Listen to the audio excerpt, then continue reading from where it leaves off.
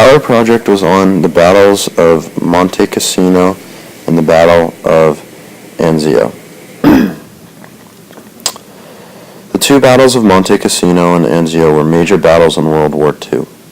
First off, the Battle of Monte Cassino was one of the longest and bloodiest battles of the war. Monte Cassino was a four-part battle spanning from January 17, 1944 to May 18, 1944. This battle was placed in Monte Cassino, Italy. Between the 17th of January and the 18th of May, there were four assaults on the Monte Cassino and Gustav defenses. In these four assaults, the Allies used 240,000 soldiers, whereas the Germans only used 140,000. For these battles, the U.S. 5th Army and British 8th Army divisions were used. When the Germans' defenders were finally driven out and away, the Germans were estimated to have around 20,000 killed and wounded, whereas the Allies were estimated to have about 55,000 soldiers killed and wounded. The commanding officers for the Allies were Harold Alexander, Mark Clark, and Oliver Leese. The main heavy artillery used in this battle were tanks, planes, and bombs. At one point in the battle, bombs played a major role. The Allied forces ended up dropping over 1,400 tons of bombs. This battle was very significant for many reasons.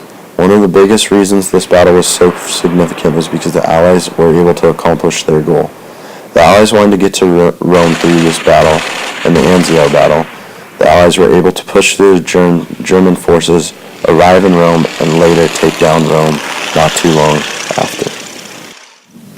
The Battle of Monte Cassino was a huge battle in the war, but it also caused a new battle to come into place.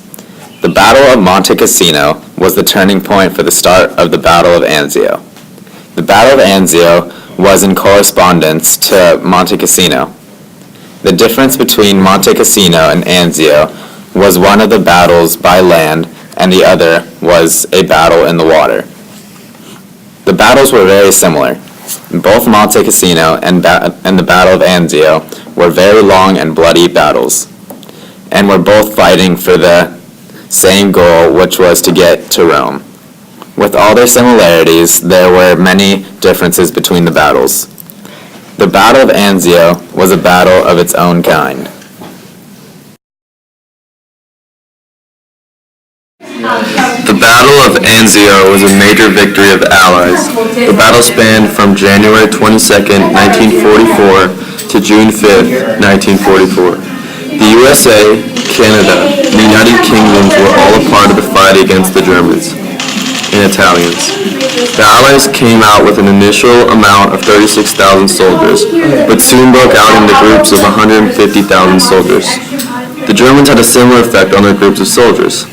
The Germans started out with 20,000 and ended up using 135,000, including help from Italy. The casualties for both sides of this battle were very similar. The Allies had 43,000 and the Germans had 40,000. This battle was located on the coast of Italy in Nettuno, Italy. The commanding officers for the Allies were Harold Alexander, Mark Clark, John Lucas, and Lucien Truscott. Standard artillery was used like guns, military-grade vessel, and tanks and transportation throughout the military-grade cars. The main success to winning this battle was successfully landing the amphibious attacks. When the battle was about a month in, John Lucas was replaced by Major General Lucien Truscott, for Lucas had not made any advancements in the battle. When Truscott replaced Lucas, he began aggressively attacking, which helped lead to an Allied victory. Since the replacement of Truscott for Lucas, people have always debated that if Lucas had attacked more aggressively, would the battle have been shorter than what it is.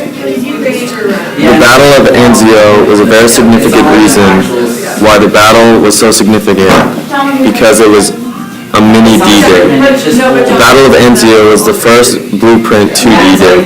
The reason why it was a mini version of D-Day was because LSTS were used, which were not used in major battle again until D-Day. All in all, the battles of Monte Cassino and Anzio were very significant in World War II.